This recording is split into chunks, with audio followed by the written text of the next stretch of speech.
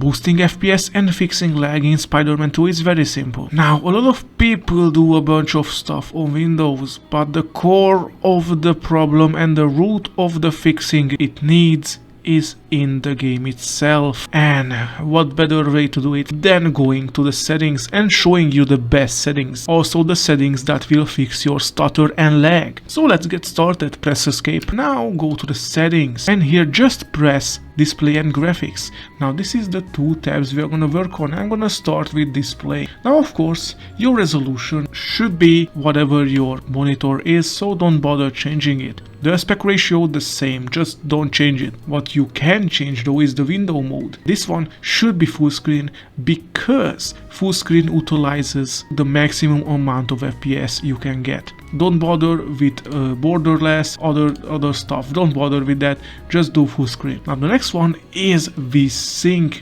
And I'm gonna talk about VSync a little bit later. For now, leave it as it is. I'm gonna come back to it. NVIDIA Reflex or AMD Anti-Lag 2. I think it's very obvious. Just leave it at on and boost, because these two will reduce the lag in the game and instantly. As you can see, you don't have to do a bunch of Windows stuff. Here's the setting, easy enough. Now let's go and continue. Brightness and contrast. Now these are fine as it is, you can change it as you want, it's not gonna change much in FPS or lag. The next one is frame generation, and a lot of people don't like frame generation because it adds latency to the game. So no, don't use it if possible.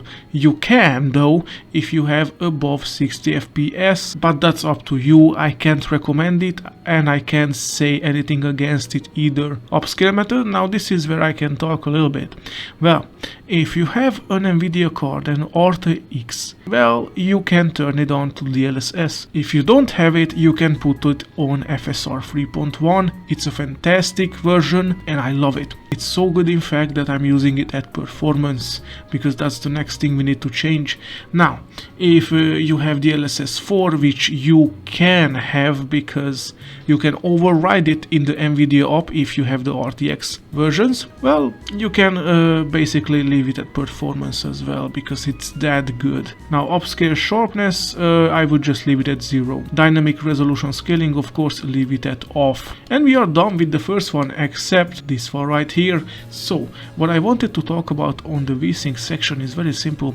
If you have problems with lag and stuttering, the best way to completely eliminate stuttering and lag in a game is locking FPS. That means if your PC can do 144 FPS constantly but can do 100, you just lock it at 100. Or of course VSync can help with that, but there's programs for it as well, like this one right here, the Riva Tuner. This is great because you can set a global section right here, or you can add the Spider-Man exe right here, have the frame rate limit right here. So I left mine at 144, but you can let it at anything you want. Just click it once and type in the desired FPS you want and then press enter and you're good to go. That's how easy it is. And now let's go to the graphics section right now and let me show you the best settings, starting with texture quality. Texture quality can be on medium and you can leave it at that and have fun with it. The texture filtering should be at 2 times anisotropic and you should be fine. Light and shadows, shadow quality should be at medium and you should be perfectly fine with it. Ambient occlusion, and you can leave it at SSAO. Next one is screen space reflections, and this one should be at low as well. Now next one, ray tracing. Yes, we are gonna skip that one. Let's go to geometry. Level of detail, you can leave it luckily at medium. Traffic density, leave it at low. Crowd density, leave it at low as well. Hair quality, yes, you can look at hair at medium. Fantastic. Weather particle quality, this looks awesome, leave it at medium. And now let's go to camera effects. This one can be very subjective. I'm just gonna show you the ones I'm using, but you can change these. Depth of field, I'm fine with off. Bloom, I'm fine with off. Chromatic, off. Vignette, off. Motion blur strength, 0 preferably. Field of view, 0, I don't bother changing it, I like it. Film grain, yeah, no. Sharpness, now this can depend on you as well. And these two, yeah, they are fine. That's about it. Fantastic job. If you continued with me, you should have fantastic FPS and no lag or stutter. Happy FPS boosting and lag fixing, and have fun.